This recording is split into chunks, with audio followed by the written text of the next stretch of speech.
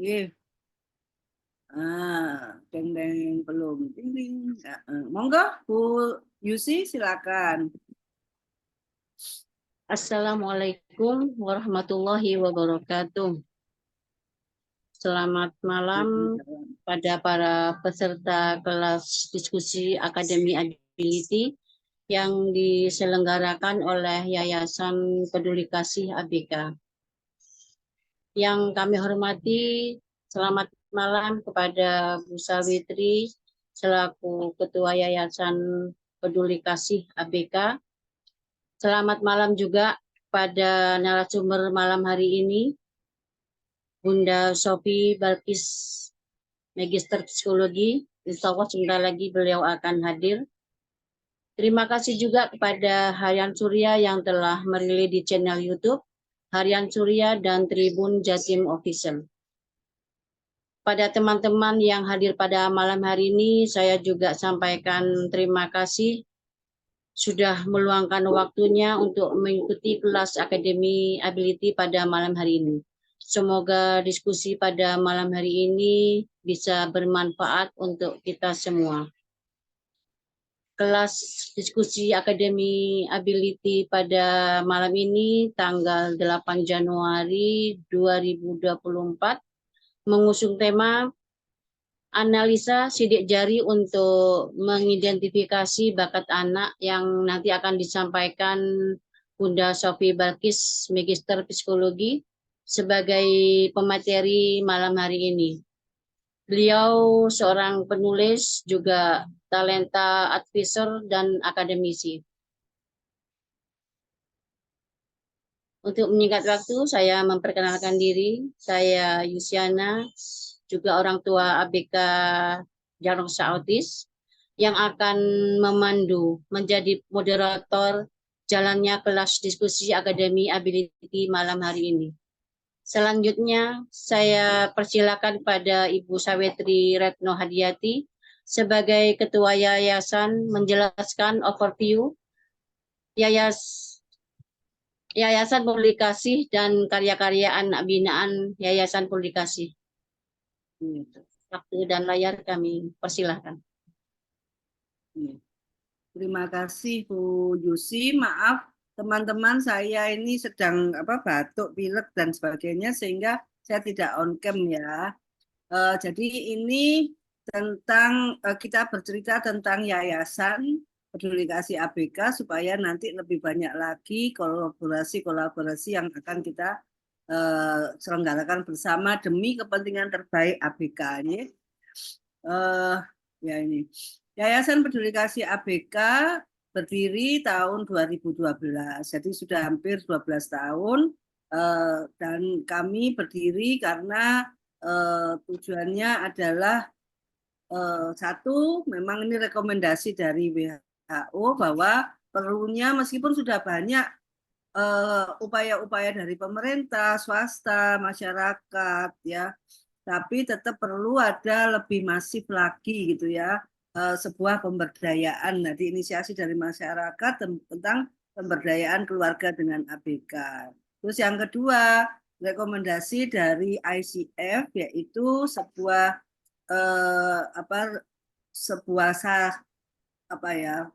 rekomendasi bahwa untuk disabilitas atau ABK itu yang utama adalah bagaimana mereka bisa berfungsi. Mereka berfungsi itu adalah yang dimaksud berfungsi adalah bisa berpartisipasi dan bisa aktif. Jadi bisa aktif dalam arti luas, ya tidak saja di dalam rumah, tapi juga dia bisa terlibat ya dalam kegiatan-kegiatan di masyarakat, di sekolah dan sebagainya. Ya, seperti itu.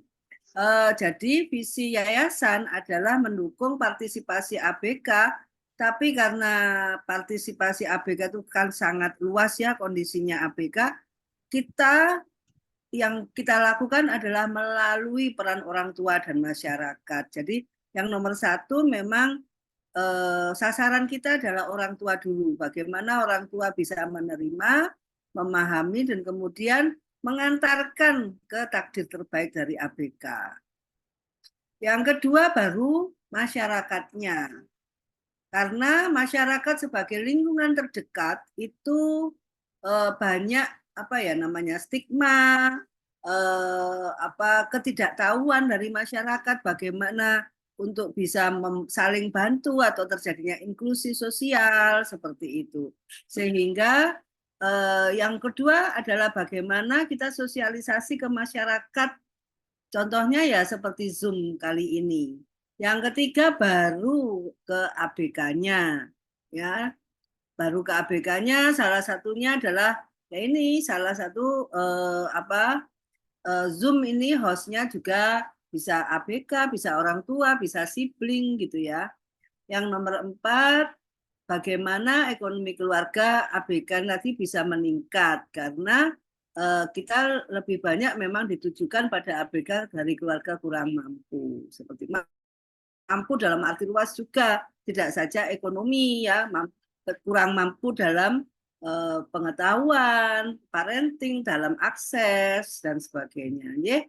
Nah, slide selanjutnya adalah tentang kegiatan Yayasan Peduli Kasih ABK. Secara umum kami itu kegiatannya bisa dibagi dua, yaitu di dalam gedung dan di luar gedung. Di dalam gedung tentunya menunggu orang yang datang ke kita, ya kan? Itu kita bagi dua, yaitu satu kelas ABK maupun kelas disabilitas dan satu lagi kelas parenting. Yang kelas ABK kita isi dengan kreativitas. Jadi yang kita tuju adalah apapun kondisinya ABK, mereka bisa berkarya, bisa berfungsi tadi itu. Terserah apa yang dia mampu lakukan, apa yang dia senangi. Terus kemudian yang kelas parenting adalah kelas bagaimana kita sama-sama dengan orang tua untuk bisa mengantarkan ABK ke takdir terbaik tadi, bagaimana tuh handle ABK di rumah, ya dengan orang tua karena orang tua kan paling tahu, paling banyak, paling lama bersama ABK. Ya. Terus kelas yang kedua adalah kelas di luar gedung. Nah, ini kita adalah banyak ya. Contohnya kita ya harus ketuk pintu pada tempat-tempat seperti posyandu, aparat, pamong, RT RW, PKK dan sebagainya maupun ke tempat-tempat yang memungkinkan ABK itu bekerja atau karyanya bisa didisplay seperti ini ya. Oke. Lanjut. Oke, ini adalah cara-cara yayasan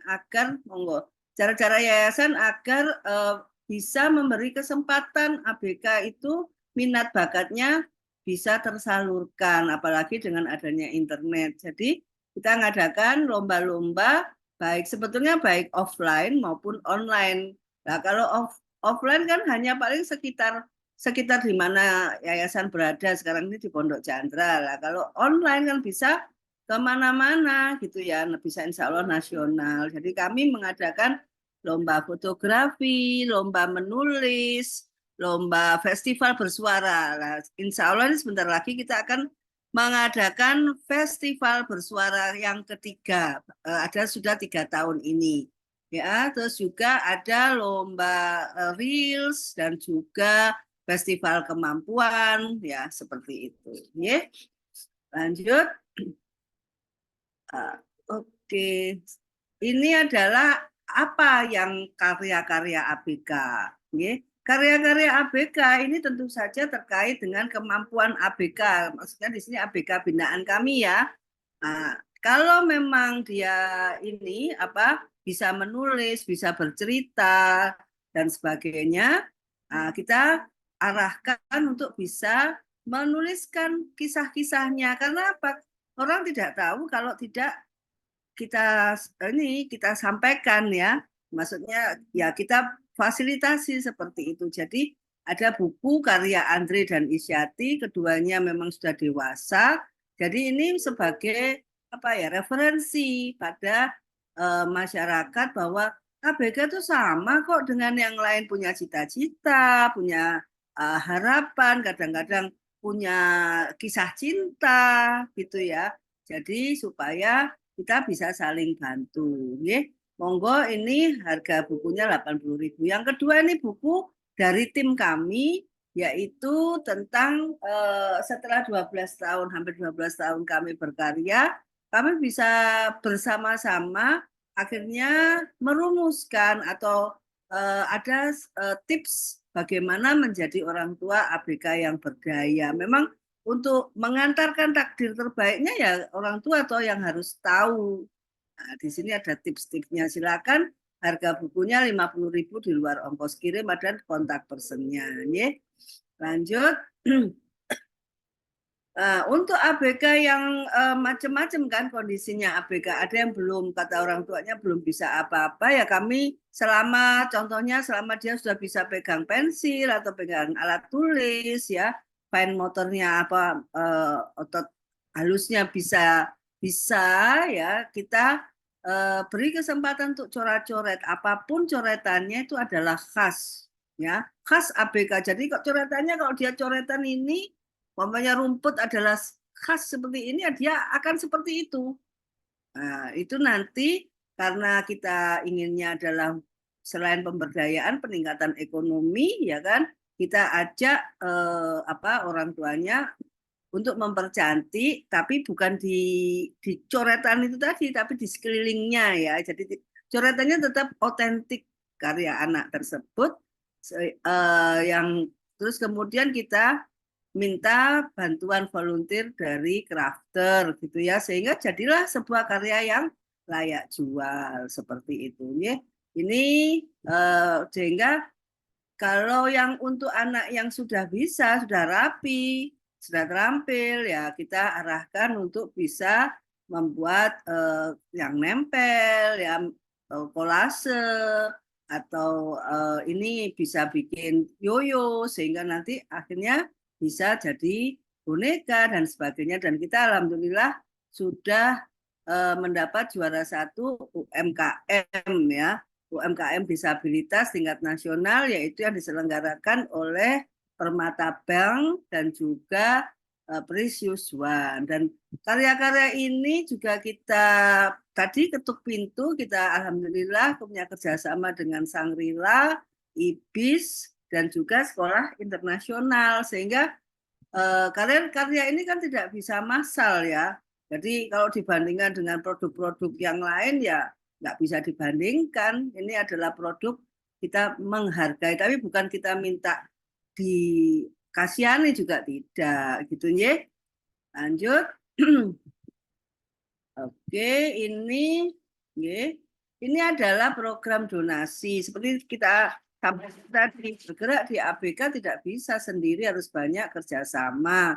Jadi alhamdulillah Yayasan Peduli Kasih ABK sudah punya tempat sendiri, ya, sudah punya rumah sendiri, shelter gitu ya, dan sudah direnov sehingga tapi masih kurang untuk sarana prasarana. Jadi silakan bila ingin berdonasi, silakan berjanjian dulu ya di Jalan Manggis 3T127 Pondok Jandra, Waru, Sidoarjo. Narahubung ada nomornya. Nggih. Lanjut. Ini adalah program bisnis sosial karena yayasan ini kan banyak gratisnya ya. Kalau kita nggak pinter-pinter cari uang, tapi tidak membebani orang tua ABK, sasaran terutama yang kurang mampu, ya kita harus pinter menggait DUDI, namanya dunia usaha, dunia industri tadi. Ini salah satunya dengan KBIH namanya Baitul Izzah. Insya Allah terpercaya sehingga kita mengadakan sama ya paket umroh, paket haji biasa seperti harga biasa umumnya untuk orang reguler. Cuman di sini bisa untuk ABK baik ditemani oleh keluarga atau bisa lewat dai yang kita percaya ya. Seperti itu. Jadi silakan teman-teman yang mau umroh, mau haji, ini hanya contoh paket taif. Tapi sebetulnya adalah ada hari-harinya, ada jadwalnya, cuman yang jelas berangkat dari Surabaya seperti itu. Monggo, lanjut.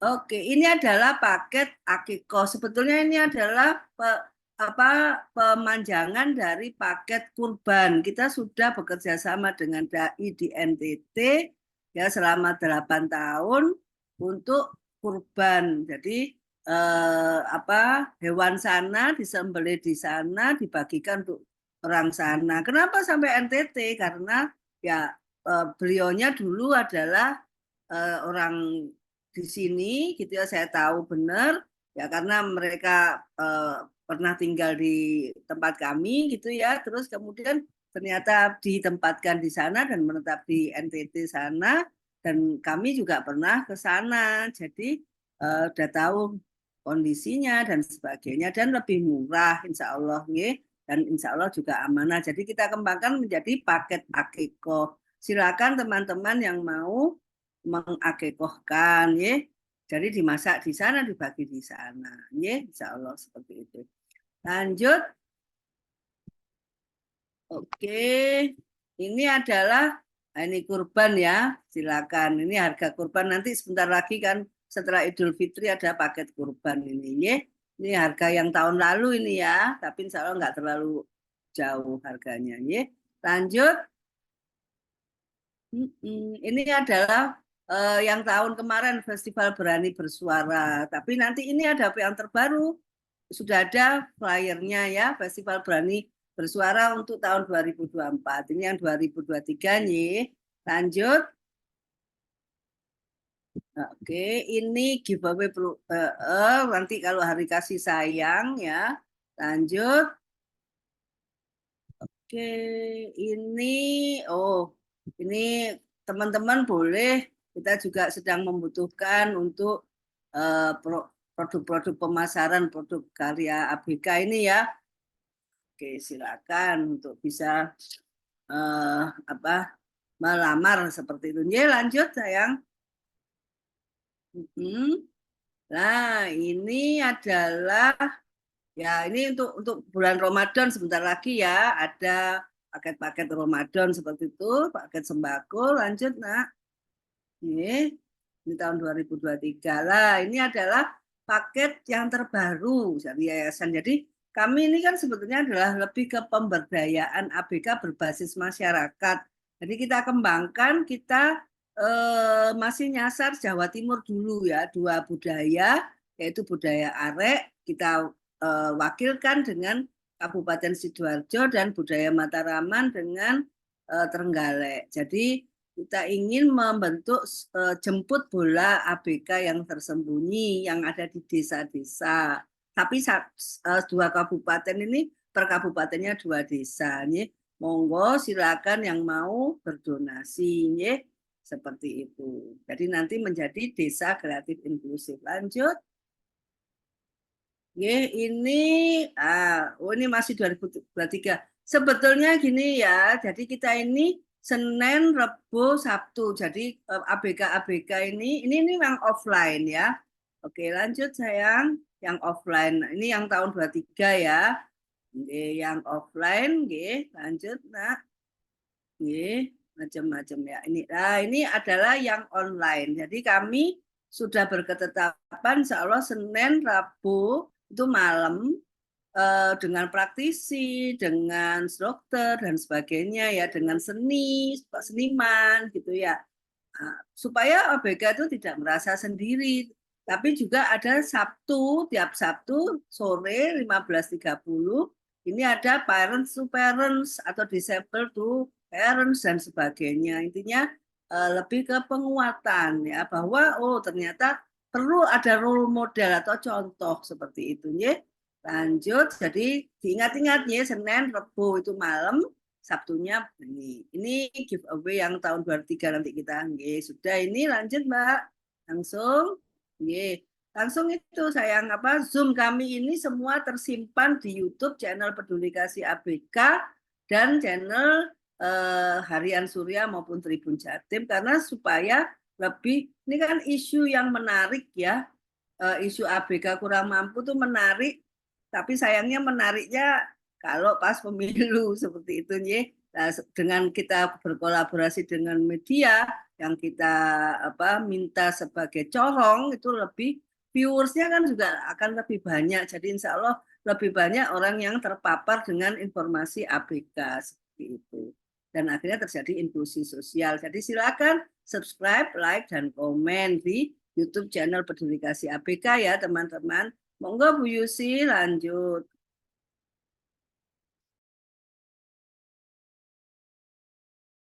Bu Yusi masih on mic-nya belum? Halo sayang. Mohon maaf. Terima kasih Bu Sawitri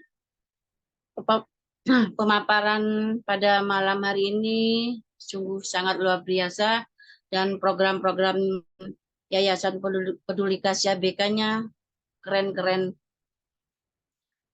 Mudah-mudahan ke depannya lebih keren lagi. Amin. Baiklah, kayaknya Bu Sofi sudah hadir. Bu Sofi, selamat malam. Selamat malam, Assalamualaikum Bu Yudis, Bu Sawitri, kawan-kawan semua. Baiklah, kita mulai diskusi hari ini. Karena kelas ini berupa sharing atau tanya jawab, peserta bisa langsung bertanya dengan narasumber dengan menggunakan raise hand atau dapat juga mengetik di kolom chat. Sebelum bertanya, peserta yang menggunakan fitur raise hand dapat memastikan mic sudah ter-unmute. Mungkin Bunda Sofi ada materi yang akan disampaikan. Ya, ada. Dan layar kami persilahkan. Bismillahirrahmanirrahim. Assalamualaikum warahmatullahi wabarakatuh. Salam sehat ya, salam bahagia untuk bunda-bunda ABK ya yang sangat kami banggakan dan yang kita banggakan ya Ibu Dr. Sawitri ya sebagai penggagas, penggerak, penggiat untuk peduli kasih ABK di Surabaya dan Jawa Timur. Nah, ini lagi meroket ke wilayah NTB begitu ya. Lalu untuk rekan-rekan semua, izinkan saya sharing malam ini. Ada materi di PPT yang mau saya presentasikan, ada video juga gitu ya, biar lebih seru. Baik, saya izin share ya.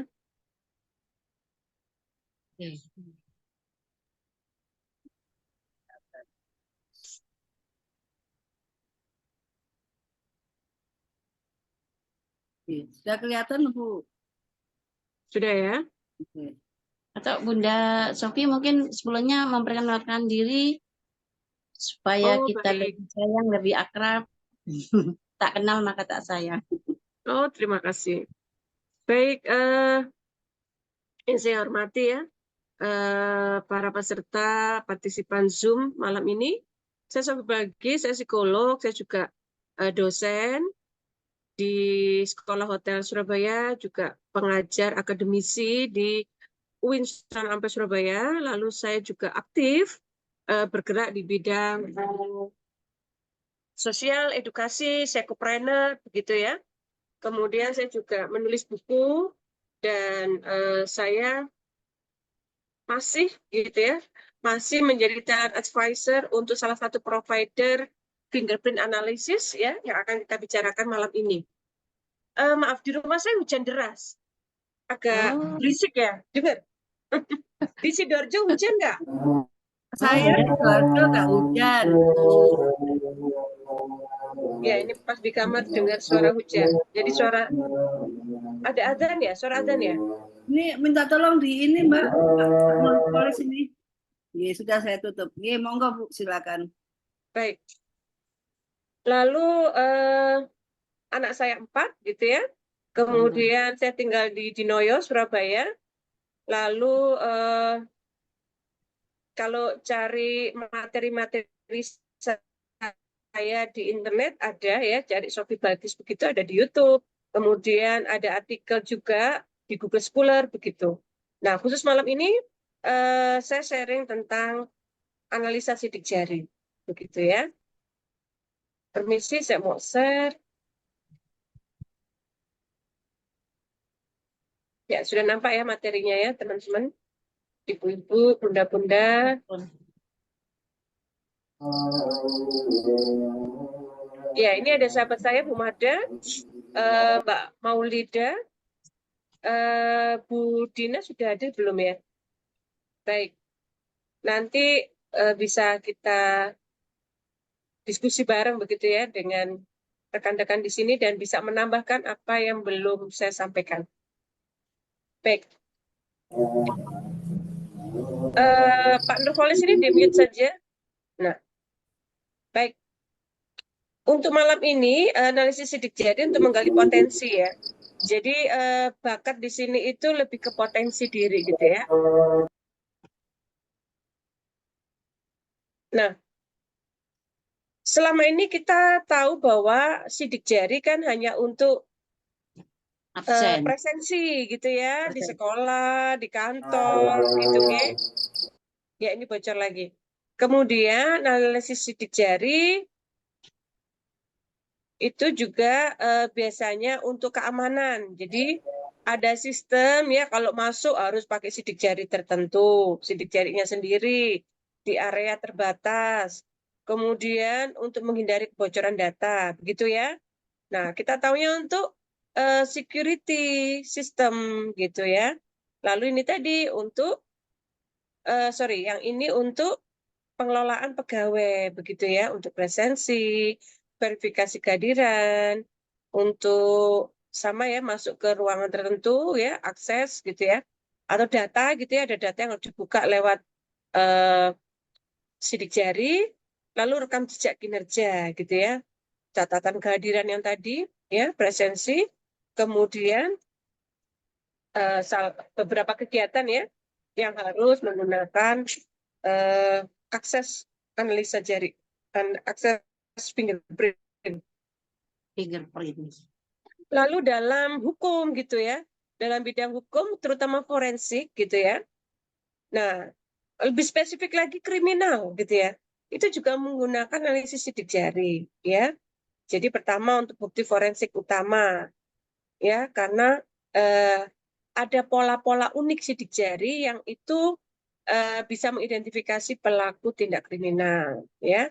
Lalu selain tadi mendeteksi individunya juga melihat jejak sidik jari di tempat itu, siapa saja yang terlibat, yang ada di situ siapa. Lalu sarana identifikasi korban juga perlu diidentifikasi sidik jari. Nah, suatu ketika saya kenal analisa fingerprint ini tahun 2012 ya. Nah, kemudian suatu ketika saya ketemu teman saya di kepolisian, di BNN. Lalu teman saya tanya, di kepolisian tuh diajari nggak analisa sidik jari? Ya diajari, Vi, katanya gitu. Apa namanya gitu. Nah, ternyata kalau di kepolisian, kebetulan teman saya yang perwira ya, yang perwira, jadi setelah lulus kuliah S1 lalu masuk gitu ya, masuk di kepolisian. Nah, itu saat kuliah ya, saat kuliah itu nama lessonnya ya, nama pelajarannya adalah daktiloskopi gitu. Nah, itu diajarkan gitu ya. Jadi ada pola-pola sidik jari yang mengidentifikasi pelaku kriminal, bahkan apa namanya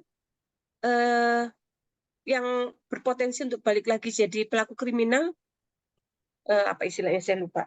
Nah, itu bisa diidentifikasi gitu ya. Jadi polisi itu ngerti gitu ya. Lalu tindakan yang melanggar ya, ada beberapa jari yang bisa mengidentifikasi dia pelaku pelanggar. Jadi dia suka melanggar, nggak tertib, bukan nggak tertib, tidak mengikuti, kepatuhannya rendah karena dia mencoba untuk melawan, menegasi gitu, kontra gitu. Nah, itu dipelajari oleh polisi gitu ya. Nah, tapi malam ini kita tidak bicara tentang forensik atau tindak kriminalitas begitu ya. Baik. Dan kita juga sudah lazim ya, sudah common paham tentang sidik jari di kepegawaian bagi teman-teman di sini yang bekerja begitu ya.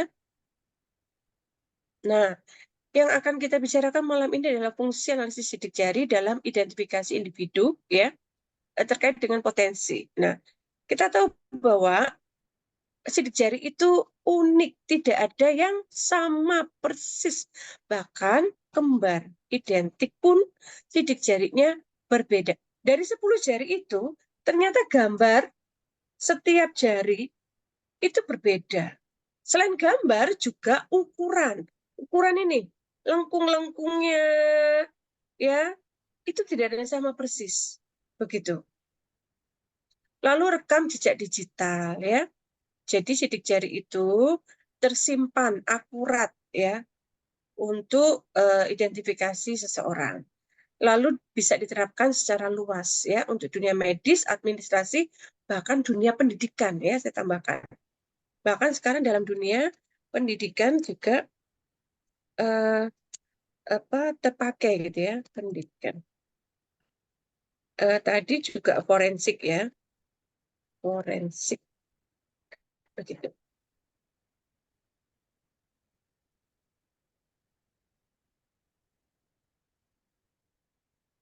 Nah, ini nanti ada analisa bentuk-bentuk jari ya. Ini saya mau bicara nih sama Ibu moderator. Saya manggilnya Bu siapa? Bu Yudis atau Bu Tian atau Bu Zaki? Saya Ibu Yusi, Bu Sofi. Bu Yusi ya, baik. Bu Yusi. Bu Yusi, pernah nggak melihat atau mencermati gambar jarinya?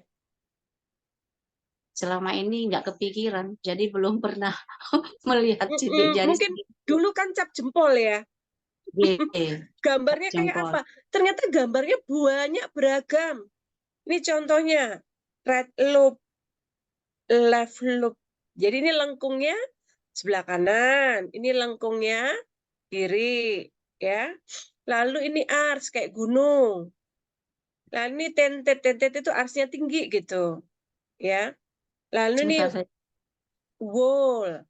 Nanti tak kasih deh lewat Bu Sawiti, tak kasih Oh, PPT-nya. iya, iya, iya, iya. Ini wall bulat ya. Lalu ada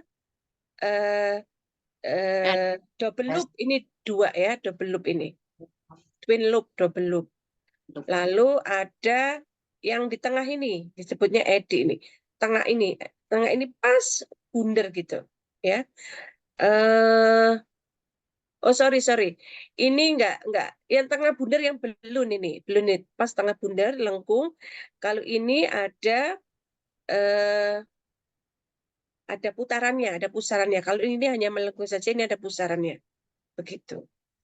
Nah, ini sudah ilmu tentang kata lain ya teman-teman ya. Kata lain kalau cari di internet ya. Selain tadi daktiloskopi ya, saya tutup dulu. Selain tadi daktiloskopi, kata lainnya adalah dermatologi. Kenapa? Karena ini ilmu kulit, derma, begitu. Ya, coba kita cari biar teman-teman sama-sama mengeksplor ya. Ini ilmu apaan gitu ya? Lihat ya. Oke, dermatologi gitu. Dermatologi itu banyak ya ilmu kulit. Nah, tapi yang spesifik pada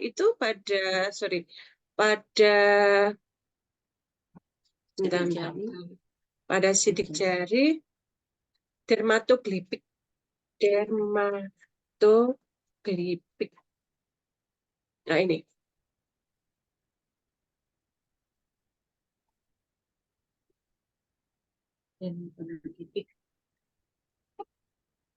Ya.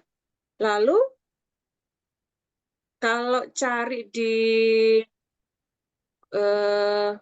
saya pakai Harsing ya, saya pakai Harsing karena Harsing itu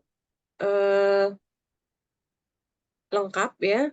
Saya sampaikan di sini sebentar.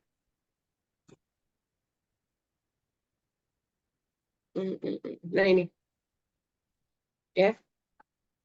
Jadi saya ajak teman-teman untuk browsing ya. Ilmu apaan sih ini gitu ya. kita bisa pakai bantuan ya, bantuan internet ya, bisa pakai tadi Google Scholar gitu ya, atau Google gitu ya, lalu bisa pakai Harsing ya, Publish and Perish, lalu ketemu nih. Nah, ini kalau pakai Harsing itu maksimum number result-nya 200, bisa sampai 1000. Sampelnya 200. Kita lihat di sini ternyata sudah banyak paper, artikel, saya juga sempat nemu e-book ya. Nah, ketemu nih ini personality type and learning type gitu ya. Learning type ini gaya belajar Bu Yusi atau Oke. modalitas belajar ya. Yang kita tahu kan ada 3 tuh. Visual, auditory, kinestetik gitu kan. Nah, itu sudah itu tahun berapa tuh? Tahun 2017. Ini yang paling lama nih. Fingerprint itu 1934. Sudah pernah ditulis gitu ya.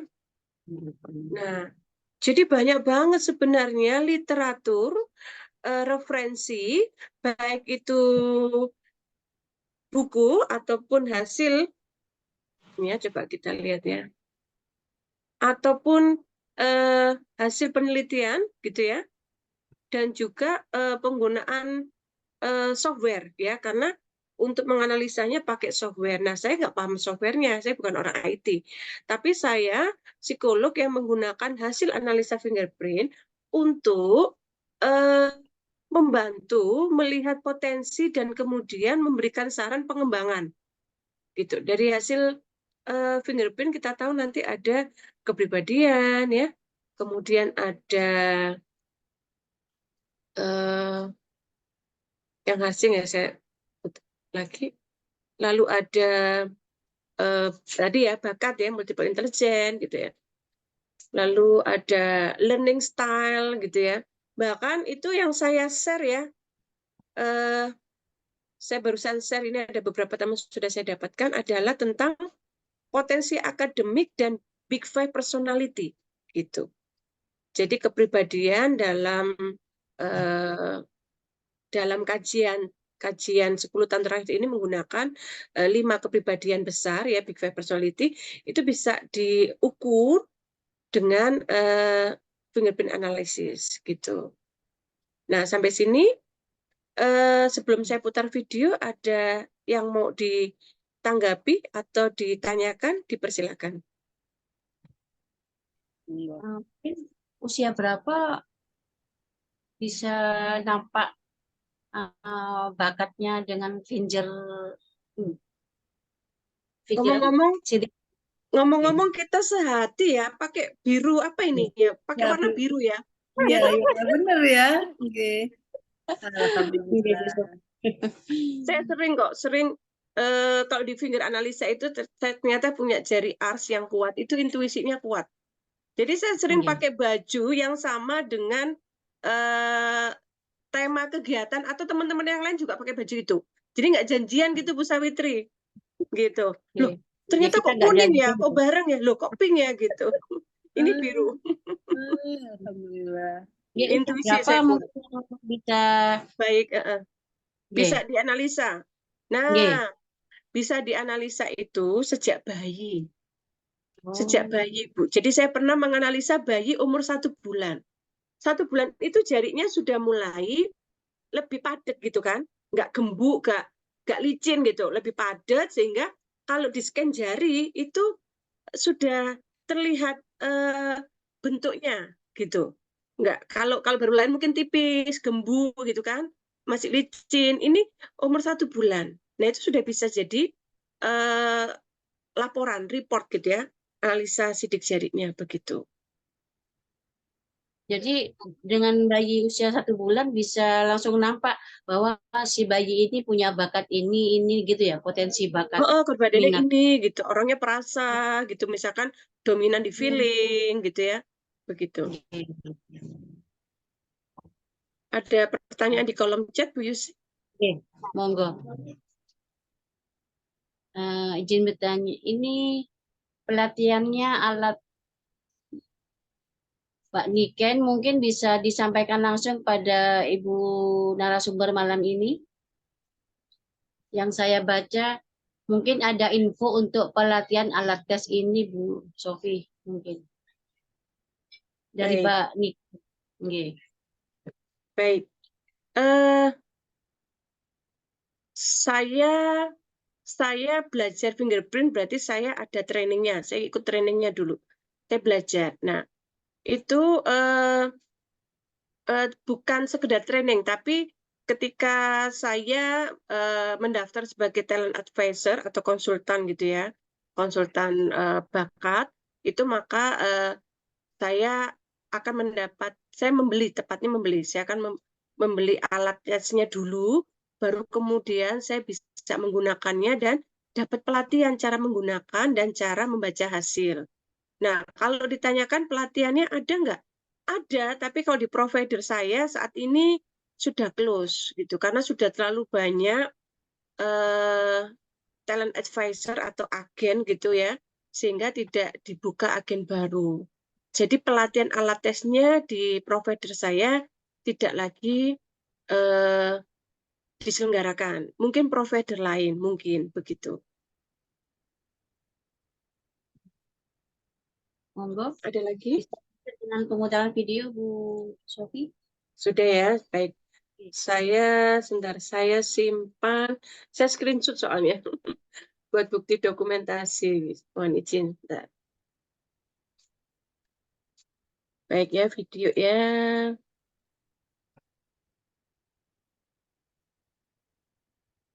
Alhamdulillah, semakin malam nambah ini pesertanya ya. Saya juga share ke beberapa.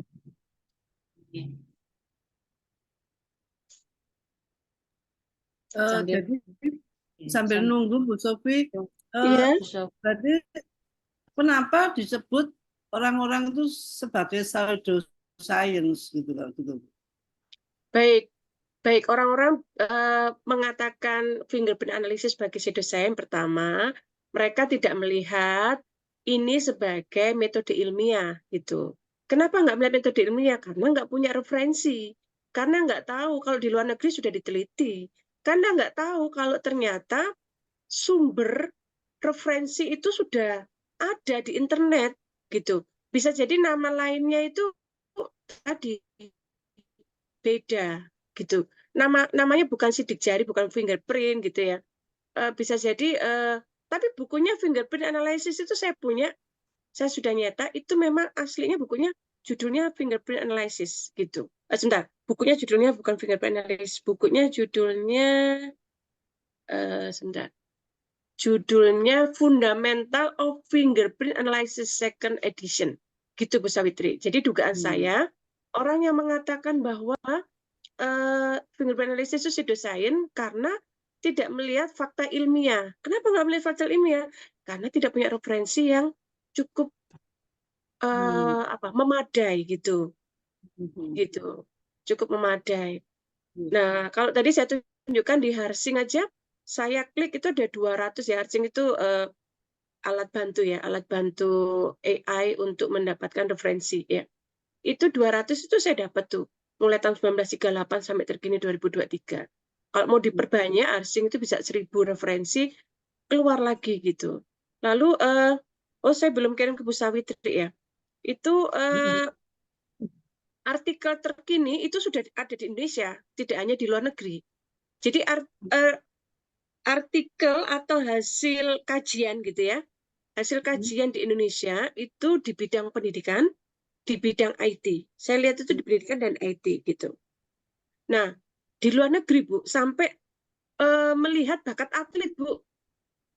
Jadi itu saya tahu sudah lama, saya tahu 2016-2017 itu riset terkini itu melihat hubungan pola-pola sidik jari dengan bakat atlet gitu.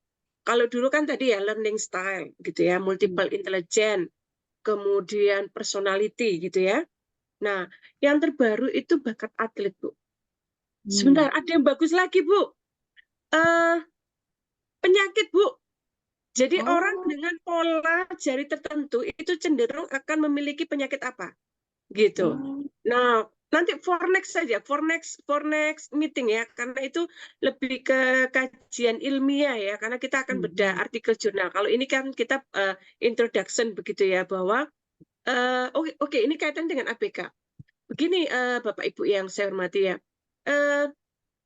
karena ABK itu tidak bisa mengerjakan psikotes, karena ABK itu tidak semua ABK ya, karena ABK kan beragam ya, tidak semua ABK itu bisa mengerjakan tes tulis, gitu kan? Maka salah satu solusi yang bisa kita gunakan adalah tes fingerprint gitu untuk mengidentifikasi potensi atau bakatnya. Nah, sehingga ini contoh ya. Sebenarnya saya mau bicara ini nanti setelah video gitu ya. Contohnya ada teman itu yang anaknya autis 2 orang ya. Tadi saya undang tapi belum ketemu nomor WA-nya terbaru. Nah, itu anaknya 2 orang autis, saya scan ya, satunya itu taktil ya, dominan di taktil, kemudian yang satunya dominan di musik gitu, suara, peka pada suara. Tapi nggak bisa ngomong. Tapi sukanya main HP tuh dengerin lagu-lagu gitu.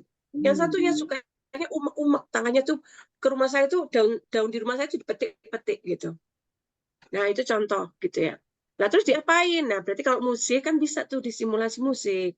Kalau yang taktil ya, jarinya taktil kan bisa diminta tolong potong-potong sayur ya toh, membuat apa?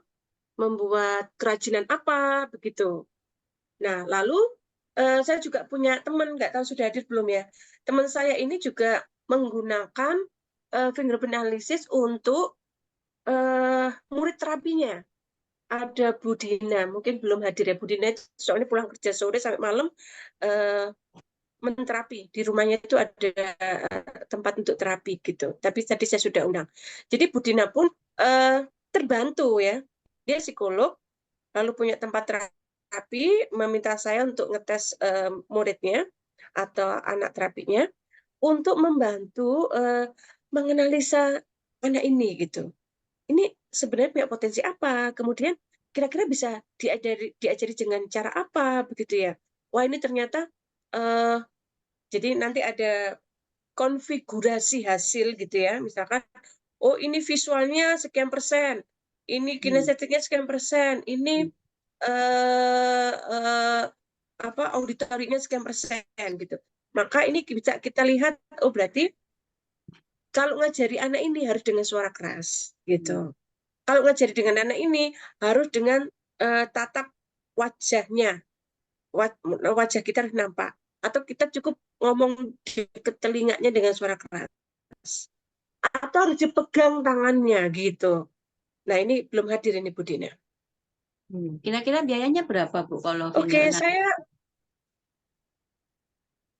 Oke, kalau di provider saya minimal 150.000.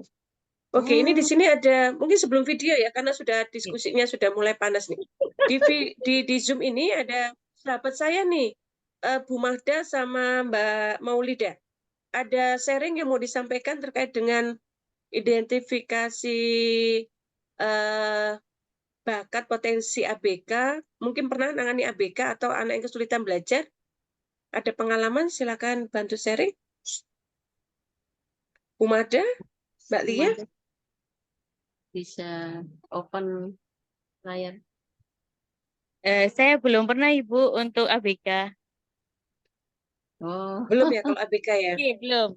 Untuk kebanyakan untuk penjurusan anak SMA yang sudah banyak masuk sama anak-anak SD itu. Baik, CFD harus diketahui ya, deteksi dini ya potensi. Atau TK mau masuk SD begitu ya? Tapi paling banyak yang datang ke saya anak SMA Ibu untuk penjurusan pembantu, untuk penjurusan ke pemilihan jurusan untuk kuliah. Itu. Oke, biar dia lebih mantep gitu kali ya. Betul. Jadi mereka sudah langsung bisa saya bantu untuk penjurusan ke S2. Jadi mereka sudah merencanakan S1-nya di mana, S2-nya mereka Panjang sudah lagi punya ya, angan-angan apa. sampai Iya, Bu. Ke profesi nanti arahnya dia. Yang sudah beberapa kali sudah kami lakukan seperti itu. Dan alhamdulillah Mm-mm. tetap kontak sampai mereka S1 terus alhamdulillah masih kontak itu. S2. Ji, Hmm. terima kasih Ibu. Monggo mungkin Bu Oke, Magda terima ada. kasih. Ji. Begitu Bu Yusi, ini ada tambahan ya, ada tambahan. Mohon maaf Kalau Bu tidak Mada ini bisa banyak ke open mahasiswa ya, Bu cam. Mada ya. Iya Bu Sofi, mohon maaf tidak bisa open cam ya Oke. Bu. Iya seperti Bu Maulida tadi Oke. juga ya, mirip-mirip. Cuma pernah menangani ini bayi juga, tapi sudah kurang lebih hampir 1 tahun Bu Sofi. Dan itu cross checknya ke orang tuanya, kayaknya mirip banget gitu. Hmm. Hampir 100% dengan orang tuanya, waktu itu khususnya dengan ayahnya. Jadi apa? Jadi orang tua merasa terbantu nanti bagaimana ini ya, mungkin ke depannya orang tua muda ini membimbing anaknya ini supaya bisa nggak istilahnya nggak salah langkah kayak gitu. Mungkin itu. Kalau yang kayak terkait Jadi kesulitan semakin belajar ABK kayaknya belum pernah. belum ya. Masih iya Bu. Betulnya saya sangat tertarik sekali ingin ini menganalisis putra saya ini kan juga diagnosa autis usia sudah 26 bukan nonverbal. Saya kepingin tahu mungkin dengan fingerprint ini bisa mengetahui minatnya apa.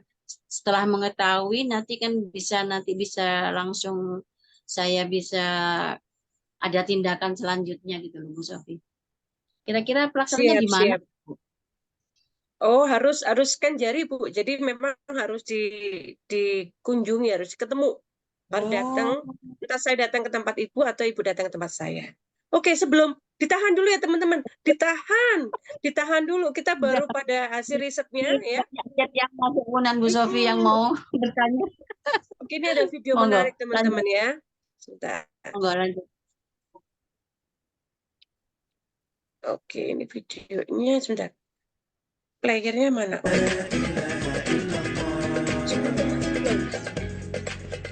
Assalamualaikum Halo, warahmatullahi suara sudah masuk wabarakatuh. belum? Alhamdulillah pemirsa, apa Sudah, Bu. kabarnya? Semoga Cepetin aja. selalu diberkahi. Ya, tapi Ta'ala. Amin. Kembali lagi langsung bersama to the point. kedua, saya Teguh Wisnu. Ya, dan saya Meka di mana kami akan menemani Anda dalam acara Berita Islami masa kini. Dan bagi pemirsa kalau ingin mengirimkan saran, kritik, ataupun pertanyaan, bisa kirim di Twitter kami yaitu @beriman_tv. Ya, baik pemirsa Wisnu, untuk yang pertama nih kita ada pembahasan yang menarik karena saya baru tahu. Wisnu tahu nggak kalau ternyata sidik jari manusia itu Ya. dapat untuk mengetahui potensi dan bakatnya seorang manusia. Tahu. Oh ya? Iya, karena aku pernah baru coba. tahu loh. Oh, pernah nyoba? Pernah nyoba Terus aja. kamu bakatnya apa? Presenter? Kenapa tiba-tiba itu? Oh, iya. Enggak, bukan. Oke, maksudnya bakat seperti apa sih? Jadi yang dikasih bisa tahu ada dikatakan? beberapa karakter-karakter kalau aku namanya sensing introvert. Oke. Jadi ada beberapa karakter Pantes gitu. agak susah ya bersosialisasi dengan kamu di awal. Ya lanjut. Baik pemirsa, makanya langsung saja kita saksikan tayangannya berikut ini.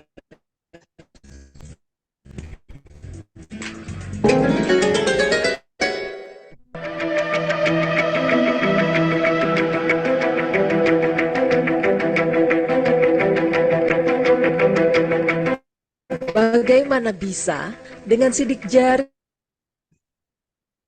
dapat diketahui bakat dan potensi manusia?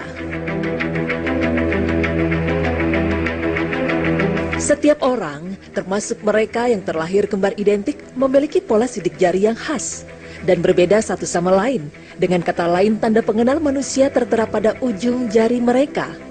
Penekanan pada sidik jari memiliki makna sangat khusus. Ini dikarenakan sidik jari setiap orang adalah khas bagi dirinya sendiri. Setiap orang yang hidup atau pernah hidup di dunia ini memiliki serangkaian sidik jari yang unik dan berbeda dari orang lain. Itulah mengapa sidik jari dipakai sebagai kartu identitas yang sangat penting bagi pemilah menciptakan sidik jari bagi setiap manusia di penjuru dunia. Akan tetapi, keunikan sidik jari ini baru ditemukan di akhir abad ke-19. Sebelumnya, orang hanya menganggap sidik jari sebagai lengkungan-lengkungan biasa tanpa makna khusus. Namun tahukah Anda, jauh sebelum adanya penelitian, dalam Al-Quran sesungguhnya Allah telah membahas tentang sidik jari. Allah Subhanahu wa Ta'ala berfirman yang artinya, apakah manusia mengira bahwa kami tidak akan mengumpulkan kembali tulang belulangnya? Ya, Bahkan kami mampu menyusun kembali ujung jari-jarinya dengan sempurna. Quran Surah Al-Qiyamah ayat 3 hingga 4. Nah pemirsa, sebelum membahas lebih jauh tentang pentingnya sidik jari, mari kita mengenal terlebih dahulu identitas sidik jari kita. Sense Dermatology Pics adalah ilmu yang mempelajari pola-pola sidik jari. Ilmu ini telah berkembang lebih dari ratusan tahun lamanya. Para ahli tertarik dengan sidik jari karena memiliki karakteristik yang khusus, yaitu pertama, pola sidik jari bersifat unik. Tidak ada seseorang yang memiliki pola sidik jari yang sama dengan orang lain. Perbandingan kemungkinan sama adalah 1 berbanding 64 miliar.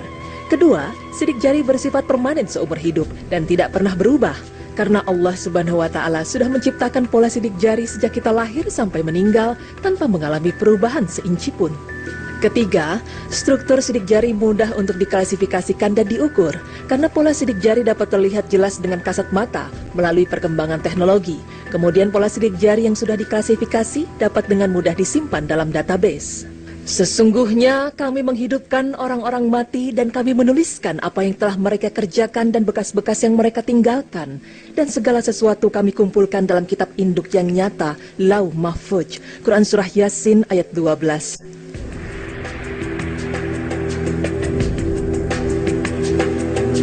Dalam perkembangan riset, penelitian yang dilakukan para ilmuwan dermatologi Pitch dipelajari seputar pembentukan pola sidik jari yang ternyata sudah muncul dalam janin usia kandungan 13 minggu sampai dengan 19 minggu. Tahukah Anda, ternyata pembentukan pola sidik jari ini sangat berkaitan dengan perkembangan otak. Fakta ini didapat dari hasil riset yang dilakukan seputar pengklasifikasian pola sidik jari tertentu dengan indikasi kelainan mental dengan kesehatan. Selain itu, melalui riset statistik kalangan psikolog seputar hubungan pola sidik jari dengan kondisi mental dan kecerdasan yang memberikan kontribusi atas lahirnya fingerprint analisis biometrik sistem ini. Seiring dengan perkembangan teknologi informasi biometrik, pembuatan aplikasi dan penggunaan teknologi mungkin memberikan harapan atas perkembangan sistem berat. Yang lebih unik, sidik jari ternyata bisa untuk mengetahui bakat terpendam. Pemirsa, kelebihan yang dimiliki seseorang pada suatu bidang atau biasanya disebut bakat memang tak mudah ditemukan. Menurut dokter yang Fakultas Psikologi salah satu universitas di Indonesia, untuk menjadi orang berbakat tak hanya sekedar mewarisi bakat secara herediter dari garis keturunan. Namun, untuk bakat tersebut muncul, juga diperlukan adanya dukungan dari lingkungan atau cara untuk mengasah bakat tersebut agar benar-benar keluar. Jika belum diketahui bakat apa yang terpendam dalam jiwa anak, bagaimana mengasah bakatnya agar menjadi kemampuan khusus? Untuk itu, para orang tua perlu mengetesnya untuk mengetahui potensi bakat anak, antara lain dengan memaksimalkan seluruh modal yang dimiliki sang anak, misalnya dari pendengaran, penglihatan, pengecapan, dan perabaan sejak anak berusia 6 bulan. Bila perlu, lakukan penelusuran bakat anak dengan metode tes dan non-tes atau wawancara dan observasi. Salah satu cara yang dilakukan untuk mengetahui bakat anak adalah dengan metode bakat fingerprint test. Metode penelusuran bakat ini memanfaatkan pola sidik jari yang dicetak melalui sensor sidik jari. Metode ini membantu anak-anak menemukan bakatnya, tapi juga membantu mengarahkan anak berkebutuhan khusus untuk mengasah kemampuan khusus dalam dirinya.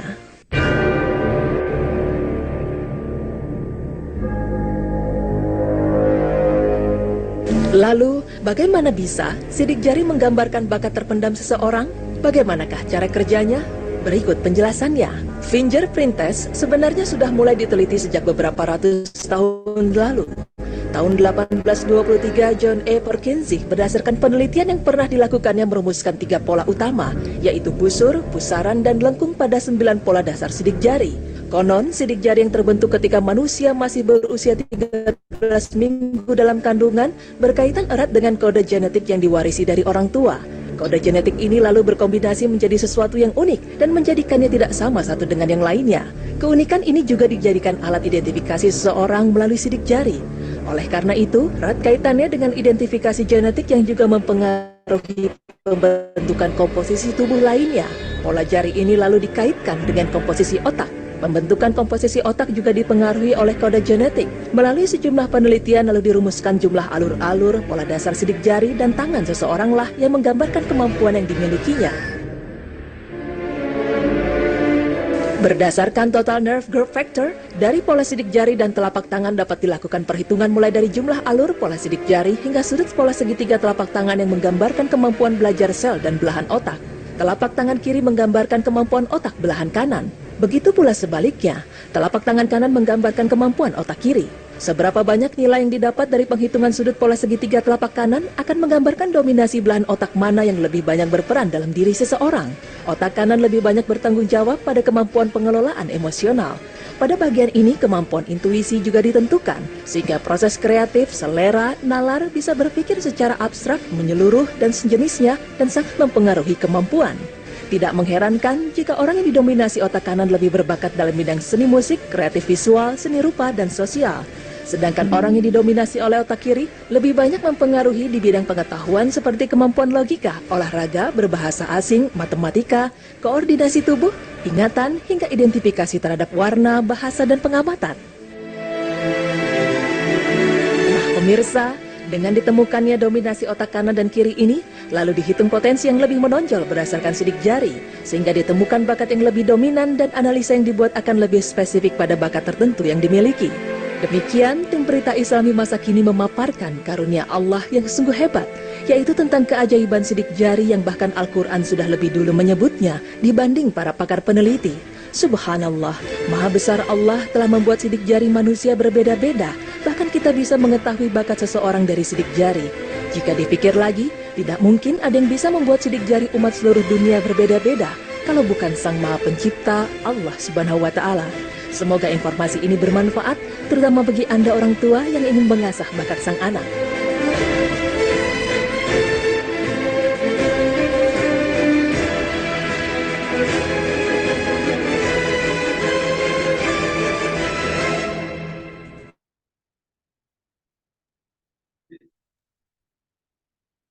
Ada pertanyaan itu Bu Sofi, Bu Yusti. Siap. Langsung Ya, ke dibacakan. kolom chat Iya, Bu Sofi. Ini dari Bu Claudia. Claudia. Ini Baik, dari Bu ya. sama Keisa. Baik. Ini. Loh, Bu Yusi kenal ini Saya sama Mbak bacakan. Claudia. Iya, di Bu Bisa di kolom Claudia. chat. Saya Langsung baca. dijawab aja Bu, karena waktu juga. Baik. Pola sidik jari itu. Mau dibacakan enggak, Bu? Enggak usah. Baik, Ini, jadi langsung. pola sidik jari betul memang tidak berubah. Lalu bagaimana pengaruh lingkungan? Jadi gini, jadi hasil analisa misalkan kita bakatnya nggak di musik gitu ya. Sorry. Tepatnya gini, bakat yang menonjol itu nggak di musik. Bukan nggak punya bakat di musik. Jadi kalau di sidik jari itu nanti ada konfigurasi ya. Oh ini kecil, ini dikit gitu ya, ini besar gitu ya grafiknya. Nah yang besar itu berarti bakatnya menonjol gitu ya, ada persentase yang besar di situ. Nah lalu bagaimana gitu ya? Seiring dengan proses belajar ada pengaruh lingkungan, nggak bakat musik tapi bisa main musik, bisa dengan apa latihan gitu. Tetap itu ada peran lingkungan. Bisa jadi juga bakatnya dia yang menonjol di misalkan bakatnya dia yang menonjol di kinestetik atau olahraga itu juga nggak tersalurkan. Kenapa? Karena nggak pernah diasah, nggak disalurkan oleh orang tuanya. Nggak boleh lari-lari, nggak boleh olahraga yang lebih heboh, jumpalitan gitu ya. Jadi kecerdasan fisiknya, physical quotient-nya itu nggak terasah, gitu. Jadi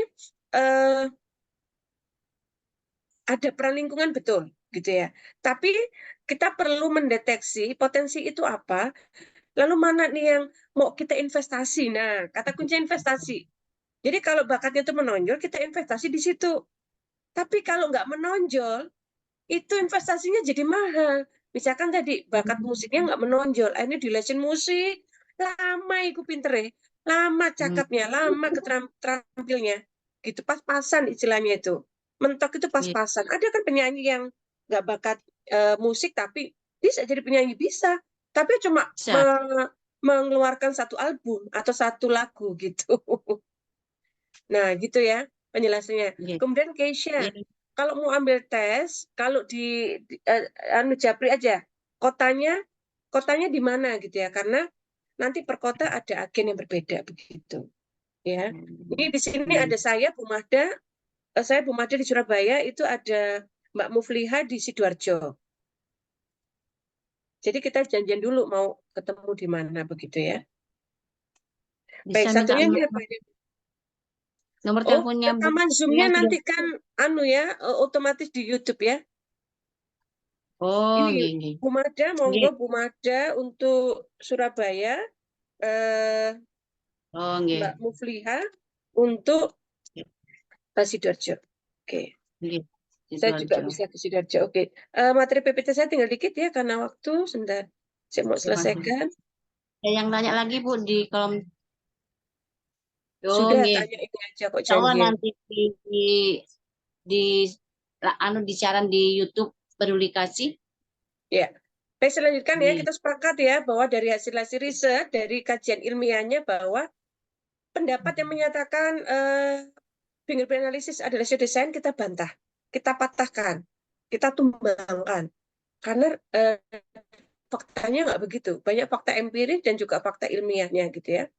Empiris itu dari data-data, lalu kajian ilmiahnya juga sudah ada di jurnal-jurnal internasional begitu ya. Jurnal lokal Indonesia juga sudah ada gitu ya. Lalu ini ya, PPT ini saya share ke Risma gitu ya Bu ya, Bu Sawitri, atau lewat YouTube ya, teman-teman bisa baca lewat YouTube nanti ya. Nah, ini adalah fakta ilmiah bahwa metode ilmiah itu dilakukan dalam analisis fingerprint. Berikutnya, jadi fingerprint bisa menggali potensi manusia dengan melihat kepribadian, bakat, juga potensi kreatif ya. Tadi di video sudah dijelaskan ya, karena 10 menit lumayan panjang. Maka fingerprint berdasarkan biometrik ya adalah ilmiah. Karena menggunakan teknologi modern ya, dari hasil akurasinya tinggi, lalu disetujui secara global ya, buktinya jurnal internasional juga sudah banyak memuat, buku internasional juga, lalu metodenya empiris karena berdasarkan data-data. Ya, jadi kesimpulannya teman-teman malam ini adalah manfaat sidik jari itu bisa digunakan untuk identifikasi ya, karena nilai akurasinya sangat tinggi. Saya nggak bilang sempurna ya 100% ya, tapi sangat tinggi. Kayak tadi Bu Mada bilang bahwa dicocokkan tuh, dikonfirmasi ke orang tuanya dari hasil fingerprint seperti ini kah? Oh iya ya, kok banyak kesamaan, banyak miripnya gitu. Lalu kedua multifungsional ya, tadi banyak fungsi ya untuk menggunakan analisa sidik jari. Dan yang terakhir itu forensik ya, kita tidak bermain di situ, tapi memang ini masih sah digunakan untuk bidang kriminologi. Nah, ini sumber pustaka teman-teman bisa diakses ya sendiri ya. Demikian, terima kasih untuk partisipasi teman-teman. Terima kasih untuk Bu Sawitri atas undangannya. Terima kasih untuk Dek Risma atas supportnya. Terima kasih untuk Bu Yusi atas membersamainya sebagai moderator. Terima kasih Bu Sofi, pemaparannya pada malam hari ini sangat-sangat luar biasa. Maaf Bu, ini ada pertanyaan, kalau di luar Surabaya atau Sidoarjo gimana Bu? Seperti di Semarang dan sebagainya. Semarang ada, kita punya cabang di Semarang, Bali juga ada, Makassar ada. Oh, jadi kata kuncinya apa kalau cari di internet Bu? Jari potensi Japo titian bakat. Oh, oke, siap. Atau Japri saya, nanti saya kasih rekom teman saya ya yang dari kota terdekat. Oh, siap. Nggih, siap. Jadi intinya gini Bu, maaf, ini pengalaman saja. Ini pengalaman pribadi saya Bu ya, dalam melihat potensi anak. Kan anak saya yang terakhir itu kan ada masalah learning difficulty ya Bu ya. Jadi ya kita kadang-kadang tes psikotes atau tes minat dan sebagainya, bakat itu kan kadang-kadang juga luas ya Bu pembahasannya. Maksudnya hasil psikonya itu kan luas ya Bu ya. Jadi kami kadang bingung antara ini apa ya, maksud saya akhirnya kami itu melihat membaca semuanya dengan hati-hati, saya ikut psikotes di psikolog X, terus kemudian ikut talent mapping, ikut apa lagi kayak gitu Bu ya. kita baca pelan-pelan, semuanya saya beber gitu Bu ya. Atau kemudian dari waktu ke waktu, antara waktu juga saya simpan sehingga saya lihat, selain juga saya observasi si anak saya, termasuk juga saya konsultasi ngobrol dengan psikolog yang sudah ini Bu. Pengalaman seperti itu, jadi kan maksud saya pertanyaannya, orang tua itu kan perlu cerdas dalam memaknai sebuah hasil tes ya Bu ya, atau apapun itu. Jadi maksudnya bagaimana, ini sudah ada tesnya ya, namanya hasilnya seperti ini. Tapi kadang pelaksanaan, maksudnya buat nextnya itu kan yang perlu di ini kan Bu, gimana Bu? Baik, saya jawab ya. Pertama, pastikan bahwa providernya itu reputable ya, lalu misalkan punya web, kemudian punya kantor gitu ya. Lalu juga ada yang agak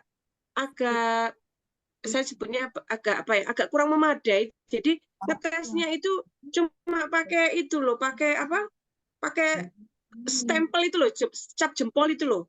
Nah, itu kan perhitungannya nggak detail, nggak akurat gitu ya.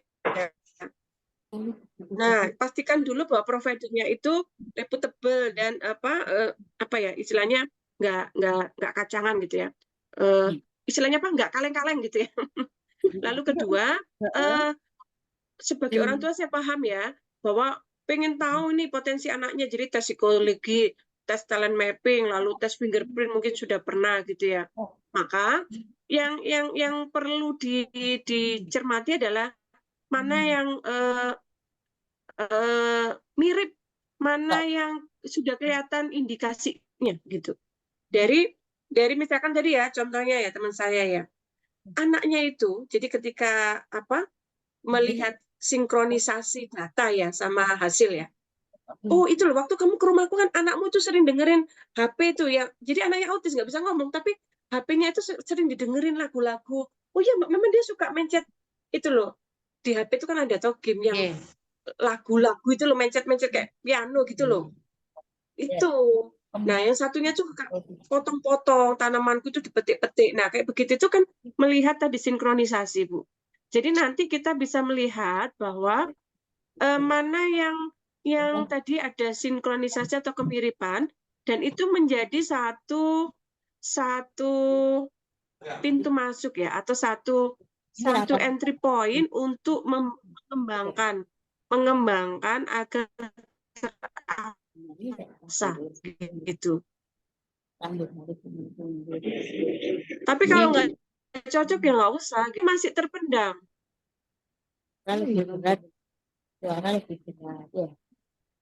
Alat ukurnya berbeda-beda, kayak alat tes psikologi itu banyak.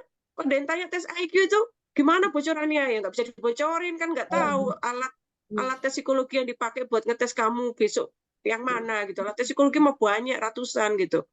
Mau tes IQ yang mana ada gitu, ya nggak bisa dibocorin gitu.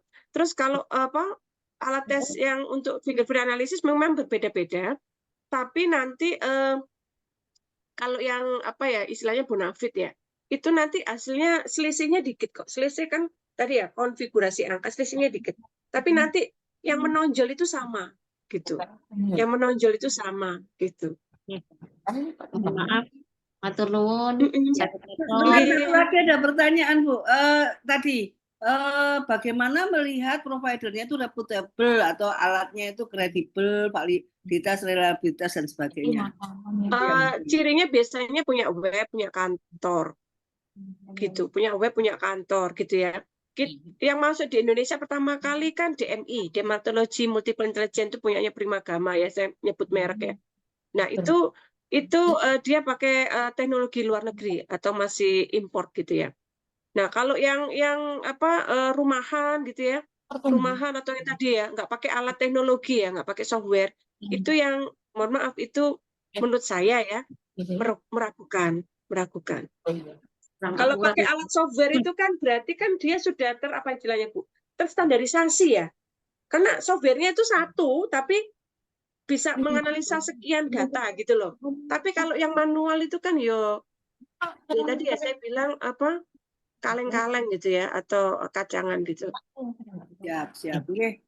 Atur Matur suwun. nuwun, Bu Sofi. Mohon maaf karena waktu juga yang harus Iya, ya. memisahkan. Nggih. Sebetulnya ini sangat luar biasa materi pada malam hari ini. Mungkin bisa bersambung Bu Sawitri. Ada Siap. sesi kedua, episode kedua. Ya. Nggih, matur nuwun Bu Sofi. Ya, saya mau kirim ini, saya mau kirim file itu caranya gimana ya? Kirim file. Kirim file. Gimana Bu Sawitri? Ya, Langsung itu terima nggih. Bisa Bu, nanti kita kirim kan kita ada WA group. Insya Allah. Oke. Oh, Saya cari di Zoom ini kok nggak ada share atau unggah gitu. Nggih. nggih. Baik, sekian ya sahabat ibu, orang tua ABK, lalu pegiat ya, pegiat pendidikan ya. Semoga bermanfaat. Maaf jika ada sesuatu kurang berkenan. Bila taufiq wal hidayah. Wassalamualaikum warahmatullahi wabarakatuh. Waalaikumsalam warahmatullahi wabarakatuh. Terima kasih. Mohon maaf sebelum saya tutup acara webinar pada malam hari ini, saya akan membacakan jadwal webinar selanjutnya.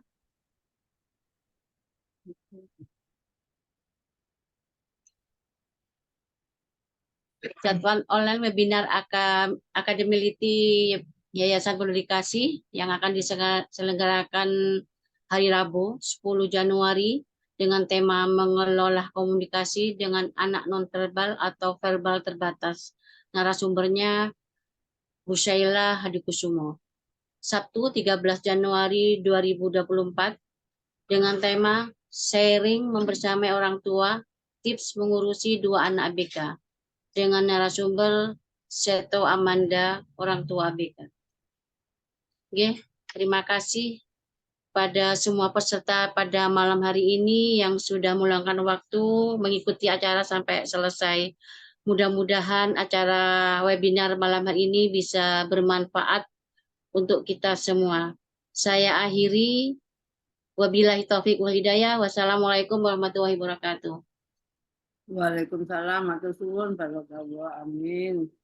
Atur suwun ya Bu Yusi, Bu Sofi, dan teman-teman semua. Saya tertarik dok untuk Ivan dok. Insya Allah. Nggih, monggo. Nggih, mungkin bisa info-infonya. Siap. Nggih. Siap, nanti bisa ketemu di itu shelter ya. Mungkin. Oh, nggih. Siap memfasilitasi nggih. Barakallah. Amin. Matur suwun. Teman-teman. Nggih, alhamdulillah. Izin live. Makasih ya Bu Yusi, izin live. Kami-kami. Makasih Bu Yudis. Sami-sami Bu.